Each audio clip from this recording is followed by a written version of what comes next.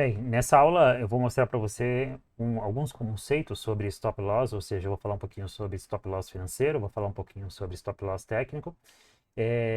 Os dois devem estar aliados, então não existe de forma você trabalhar somente um ou outro, você precisa aprender a fazer uma confluência do seu stop loss financeiro e, consequentemente, do seu stop loss técnico. Esses dois eles têm que trabalhar em confluência, consequentemente, você ter uma limitação de perca, aquela limitação que você estabeleceu dentro de cada operação que você for executar, e, consequentemente, você precisa também posicionar esse stop de forma técnica no gráfico. Então, existe sim em pontos que você posiciona o seu stop que vai ter uma demanda maior por liquidez e, consequentemente, né, digamos assim, você vai observar que aquela região ela vai gerar mais violinadas nas suas operações. Então, se você está passando por esse processo de violinadas, ou seja, você está tomando muita violinada nos seus trades, o seu problema provavelmente está associado a essa questão de você estar posicionando o seu stop tecnicamente incorreto no gráfico. Então, você precisa olhar para o stop loss financeiro, mas você precisa, consequentemente, também olhar para o stop loss técnico no gráfico, beleza? E, acima de todas as coisas, a importância que existe de você posicionar um stop loss. Então, é muito importante você posicionar o seu stop no gráfico. Você, indiferente se você está operando no day trade, no swing trade, e essa abordagem que ela se aplica a qualquer período de tempo gráfico, a qualquer espaço de tempo de negociação, seja day trade, seja swing trade, seja até mesmo posição, você precisa posicionar seu stop no gráfico, né? E indiferente das circunstâncias, tá? Tem muitas pessoas que não gostam de posicionar stop por causa daquela ideia de stop de cutucada, né? O cara fala, vou posicionar meu stop, o mercado vai cutucar, vai tirar meu stop, vai tirar da operação e depois vai entregar o movimento. Bem, isso pode acontecer se você, né, tiver um stop muito mal posicionado. Por isso que vem um conceito de que aonde eu devo posicionar o meu stop em cada operação, tá? Então eu vou falar um pouquinho sobre isso, ou seja, essa aula ela vai capacitar você a entender o conceito de stop financeiro, stop técnico, entendendo que você precisa trabalhar a confluência dos dois, ou seja, você não trabalha de forma isolada somente o stop financeiro ou somente o stop técnico. Você precisa gerir cada operação sua de forma individual, seja nos futuros, uma quantidade de contratos, ou seja, em ações, uma quantidade de papéis, para você sempre ter um limite de perca financeiro que você estabeleceu para sua gestão de dinheiro e, consequentemente, você conseguir movimentar o seu stop, sendo em um trade, um determinado trade vai exigir um stop maior, em um determinado trade vai exigir um stop menor, mas você precisa, no final, definir esse princípio, beleza?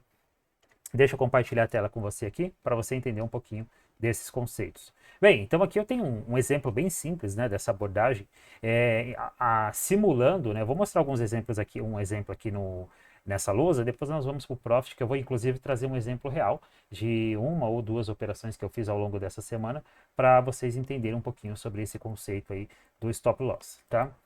Bem, então aqui imagina que o mercado ele estabeleceu uma tendência de alta, tá? Fez uma correção, testou a média, começou a ganhar momento para entregar a continuação desse movimento, tá? Olhando para esse cenário aqui, onde eu poderia ter, por exemplo, exatamente essas duas barras fechadas, tanto esse candle como esse candle, eu vejo que eu poderia ter a possibilidade aqui de fazer uma compra, tanto nessa barra que faz o teste na média, provavelmente também testando ali alguma determinada retração de Fibonacci, tá? E eu poderia também pensar, deixa eu só alterar aqui a coloração dessa barra. E eu poderia também pensar em comprar essa segunda barra. Então, isso aqui eu vou chamar de uma entrada de isso aqui seria uma entrada de armação de pivô, tá? A grosso modo, de forma técnica, seria isso, tanto essa como essa, tá bom? Então, tanto esse candle como esse candle, uma vez que eu poderia pensar numa compra aqui, se eu decidir aguardar mais um candle para validar minha entrada, ou seja, para confirmar que ele realmente poderia entregar um movimento de continuação, eu poderia também pensar numa compra nessa barra. Agora a questão é, se eu faço uma compra nesse candle aqui, né? Onde que eu ia posicionar o meu stop? Basicamente, o meu stop estaria posicionado, provavelmente, muito provavelmente, a maioria iria fazer isso, né? O meu stop estaria posicionado na mínima dessa barra. Aqui vem um ponto até que é interessante, eu vou te dar até uma dica sobre isso. Você nunca deve colar o seu stop na mínima do candle, seja ele com corpo, seja ele com o pavio. Então, você sempre procura colocar o seu stop 1 a 2 ticks abaixo daquela mínima ou daquela máxima daquele candle gatilho que você está entrando. Então, por exemplo, imagina que no dólar ele fez uma mina ali no 5550, e aí você pode colocar o seu stop ali no 5500, ok? Meio ponto abaixo. Nunca cola o seu stop na mínima ou na máxima do candle. Sempre deixa ali sei lá, uns 10 pontos, 15 pontos no índice, meio ponto, um ponto no dólar, pelo menos um ponto eu acho bem interessante, tá? Porque existe sim, às vezes, essa beliscada de stop que ela acontece exatamente na mínima ou na máxima do candle anterior. Você vai ver que isso acontece muito, principalmente no dólar, tá? Então, o meu stop estaria posicionado basicamente entrando nesse primeiro candle positivo, estaria posicionado aqui nessa mínima, tá? Agora, digamos que eu não tivesse feito uma compra nessa barra, ou que, consequentemente, eu talvez estaria querendo fazer uma adição. Seja qual for o cenário, eu fazendo uma compra aqui nessa segunda barra, provavelmente você iria colocar o seu stop aonde? Provavelmente você ia colocar o seu stop também na mínima dela, tá? E bem, com esse primeiro stop aqui, tudo bem, você tem um stop, digamos assim, um stop clássico posicionado. Por que eu chamo de stop clássico? Porque depois ele começou a validar essa região como um fundo. Então você está muito bem posicionado com relação ao seu stop loss. Agora, se você faz uma compra nessa segunda barra positiva, essa barra aqui, e você posiciona o seu stop na mínima dela, eu não vou falar que esse stop talvez seria um stop incorreto, mas ele é um stop que você provavelmente você vai sofrer mais violinadas por causa desse stop no meio do caminho. O que seria esse stop no meio do caminho? Muitas vezes um movimento corretivo ele se desenvolve no que o Elliott chamava de uma correção ABC, tá? Eu não vou adentrar com profundidade sobre esse princípio de correções ABC, mas muitas vezes o que vai acontecer é isso, principalmente no dólar, isso acontece com muita frequência. Então ele faz algum tipo de correção ABC, essa correção ABC pode ser uma correção lateral, pode ser, por exemplo, uma correção triangular, e aí depois ele faz essa correção ABC, e aí ele ganha momento e realmente entrega o movimento. Se você fica com o seu stop posicionado no meio do caminho, ou seja, qual que seria aqui o meio do caminho? Seria exatamente o meio do movimento. Se você fica com o seu stop no meio desse movimento aqui, mesmo que seja um movimento corretivo que está se desenvolvendo, ele vai violinar você na sua operação. E aí talvez você vai entrar numa segunda operação, já com um prejuízo que poderia ter sido evitado com o stop mais bem posicionado, ou talvez você não vai ter coragem de entrar numa segunda operação, e aí você vai perder o movimento que você acertou com relação à sua análise, né? E consequentemente você vai ficar com prejuízo ali naquele dia ou, né, naquele pregão. Perfeito? Bem, então esse stop aqui, esse segundo stop, ele deveria também ser posicionado no mesmo ponto desse primeiro stop, ou seja, nesse fundo aqui. Aí você deve estar pensando, Daniel, mas aí o stop, ele praticamente dobrou de valor. Concordo, ele realmente dobrou de valor. Mas é aí que vem um princípio importante. Digamos que você decidiu assumir um risco de R$ 500 por trade, operando no day trade, tá? O limite de stop é de R$ 500. E aí você vai fazer um cálculo simples. Então, por exemplo, imagina que eu comprando essa primeira barra com o meu stop aqui na mínima, seria um stop de 250, seria um stop de 250 pontos. Então deixa eu colocar aqui. Essa aula talvez você vai ficar um pouco confuso com as diversas abordagens que eu vou fazer aqui. E é o que eu sugiro para você? Que você revisa depois uma segunda vez essa aula. E aí, se você ainda continuar com dúvida, você deixa nos comentários aí qual que é a sua dúvida, que eu posso te ajudar. Então, imagina que essa amplitude de stop aqui, né, comprando na máxima da barra e colocando o stop ligeiramente abaixo dela, ele me daria um stop em pontuação, um índice, por exemplo, um stop de 250 pontos, tá? E imagina que eu comprando lá em cima, por exemplo, aqui nessa mesma barra, o stop seria, digamos, o dobro, seria basicamente 500 pontos. Eu, particularmente, não vou mentir, eu não gosto muito de assumir um stop muito superior a 350 pontos. Geralmente, na maioria dos meus trades, o stop máximo que eu assumo no índice é de 350 pontos, tá? Pode ter exceções que eu posso assumir um stop maior, mas eu diria que 95% das vezes não vai ultrapassar esses 350 pontos. Mas se eu disser para você que a maioria dos stops que são maiores, quando eles são bem posicionados, são os trades que menos estopa. É claro que é muito prazeroso você entrar num trade, colocar um stop curtinho de 150 pontos, entrar com o máximo de contratos que aquele limite financeiro permite e pegar um trade legal. É fantástico, mas a realidade é que isso na maioria das vezes não vai acontecer, tá? Então, começa a trabalhar essa ideia de que o stop ele deve ser bem posicionado e diferente do tamanho desse stop. Claro que você não deve assumir qualquer stop, você pode estabelecer um limite de stop que você vai assumir, mas você tem que entender que o stop ele tem que estar sempre bem posicionado no gráfico, ok? Então, eu fazendo uma compra aqui nessa barra, nesse primeiro candle gatilho, o meu stop técnico era um stop de 250 pontos. Caso eu fizesse uma compra nessa barra, o meu stop técnico seria no mesmo ponto, que aí seria um stop de 500 pontos, tá? Só que aí o meu stop financeiro, então vamos lá para você entender o raciocínio. O meu stop financeiro, né? Vou colocar aqui, stop financeiro é igual, né, R$ 500, ok? Esse é o meu stop financeiro. Bem, e aí o que eu vou fazer aqui então, né? Nesse trade aqui, eu conseguiria entrar, basicamente, com 250 pontos, eu conseguiria entrar aqui com 10 contratos. Então, como que eu faço esse cálculo aqui? Esse cálculo ele é feito de uma forma bem simples. Você vai lá pegar 250 pontos vezes R$ 2, ou seja, quer dizer o quê? Quer dizer que cada contrato de mini índice ele paga 20 centavos por ponto, certo? A cada 5 pontos. Então eu vou pegar aqui R$ 250 vezes R$ 2, certo? E ele vai me dar esse stop. Então, se eu faço uma compra aqui nessa primeira barra gatilho, coloco uma stop de 250 pontos, eu conseguiria entrar nesse trade com 10 contratos, respeitando o meu limite de stop financeiro de R$ 500, perfeito? Agora, se eu faço uma compra nessa segunda barra e também posiciono o meu stop clássico, ou seja, um stop posicionado de forma correta, que seria exatamente nessa mínima, eu já conseguiria entrar com o quê? Com a metade dos contratos que eu conseguiria entrar nessa primeira operação. Ou seja, ao invés de entrar com 10 contratos, eu iria entrar com 5 contratos, assumindo um stop de 500 pontos. Ou seja, observa que o seu limite financeiro, ou no primeiro trade ou no segundo trade, ele não passou aquele limite que você estabeleceu de R$ 500. Isso é o correto a se aplicar, né? Consequentemente, você reduziu a quantidade de contratos? Reduziu a quantidade de contratos. Se você, às vezes, não aceitar reduzir a quantidade de contratos para assumir um stop maior, sendo aquele stop correto, isso aí já está num princípio de ganância. Você precisa trabalhar um pouco isso aí, tá? Então, aqui eu estou mostrando para você o que? Uma confluência entre o stop financeiro, stop técnico e como que você vai fazer uma confluência dos dois. Essa conversa, ela precisa existir entre esses dois princípios, stop financeiro e stop técnico. Você nunca pode, por exemplo, eu vou entrar com stop... tem pessoas que trabalham muito aquele conceito de, o meu stop em pontuação é 150 pontos, né? Aí o cara vai comprar essa barra aqui, o stop de 150 pontos dele vai ficar onde? Vai ficar no meio da barra, né? Vai ficar um pouco acima do meio da barra. Ele vai colocar esse stop aqui. Totalmente indevido, é um stop totalmente errado. Então, se você trabalha esse tipo de stop em pontuação fixa, é um stop errado. Desculpa, quem te ensinou isso aí te ensinou algo totalmente errado. Isso não é técnico, isso não existe nenhuma literatura técnica, tá? Isso é muitas vezes uma invenção ali da pessoa que está querendo ali criar alguma metodologia por conta própria dela, que na maioria das vezes não vai dar certo você posicionar um stop desse, tá? Então, inclusive, se você percebeu que você está posicionando seu stop indevido, você está tomando muita violinada, comenta aqui, né? Como que você tem posicionado seu stop, comenta aqui no vídeo, que é interessante observar esses feedbacks para saber se realmente, né, eu estou conseguindo trazer aí um melhoramento aí na sua visão técnica de mercado financeiro, tá? Bem, então aqui o que eu queria abordar com você basicamente seria esse princípio, né? Ou seja, você trabalhando stop financeiro e stop técnico.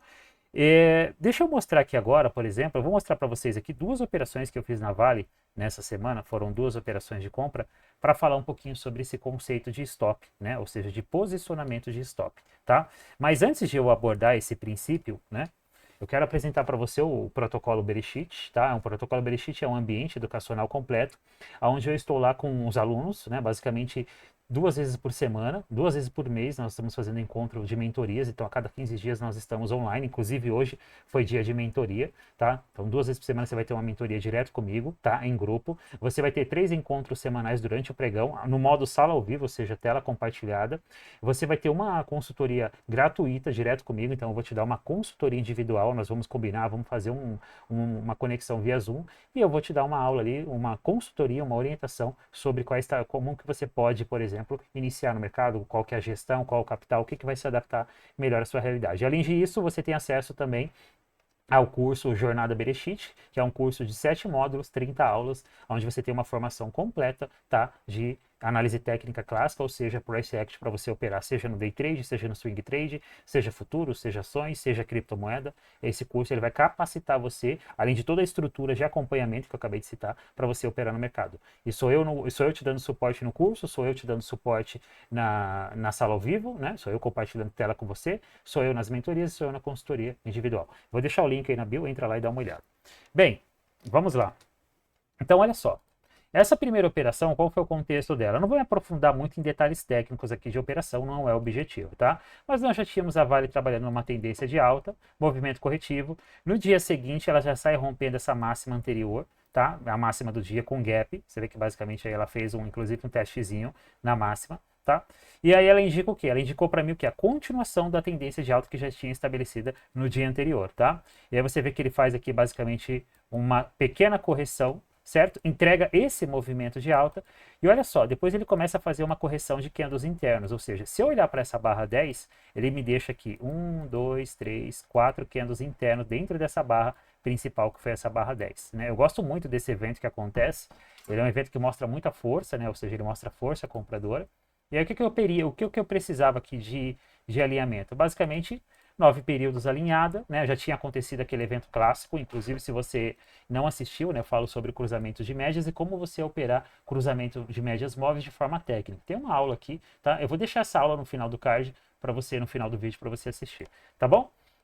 E aí, essa barra 13, ela já estava me dando compra, tá? Só que aí, quando eu olhei para a Vale, ela já estava basicamente trabalhando nessa barra 14, ou seja, eu não conseguia entrar exatamente aqui, nesse ponto exato. E aonde que eu fiz essa entrada? Eu fiz essa entrada no que eu chamo, numa entrada clássica de acionamento de pivô. Então, eu pendurei essa compra aqui na superação do corpo desse candle 11, tá? Que foi basicamente acionado, foi acionado por essa barra 14. Eu tinha duas opções de stop aqui, né? Quais eram as opções de stop? Né? Eu tinha a opção de colocar o stop na mínima da barra 14, certo? Ou eu tinha a opção de colocar o stop mais correto, mais bem posicionado na mínima da barra 13. Por quê? Porque eu poderia, como eu expliquei para você agora há pouco, se o mercado ele evolui aqui para algum tipo de correção ABC, eu poderia tomar um stop que é um stop posicionado no meio do caminho, tá? Agora, se o mercado ele já me stopa aqui nessa mínima, ele já poderia estar indicando com uma probabilidade maior que talvez o mercado realmente poderia falhar nesse movimento e criar uma reversão, entende? Então o stop, ele deve ser posicionado num ponto que, quando o mercado me stopa, ele mostra para mim duas coisas: ou que a minha análise estava errada e tudo bem, bola para frente, ou que a tendência virou. Isso é muito importante. Se você fica tomando stop de violinada, stop mal posicionado, você precisa corrigir isso aí. O stop ele deve ter dois motivos: ou a minha análise estava errada, e aí você vai falar, minha análise estava errada? Não estava. Então, se eu tomei stop com uma análise correta, claro que pode acontecer, por exemplo, um momento de notícia, volatilidade, e aí você colocar o stop em qualquer ponto e ele te violinar. E aí é a ideia que eu falo sobre você evitar operar muito próximo de agendas, né? A não ser que você realmente tenha interesse nessa alta volatilidade, tá?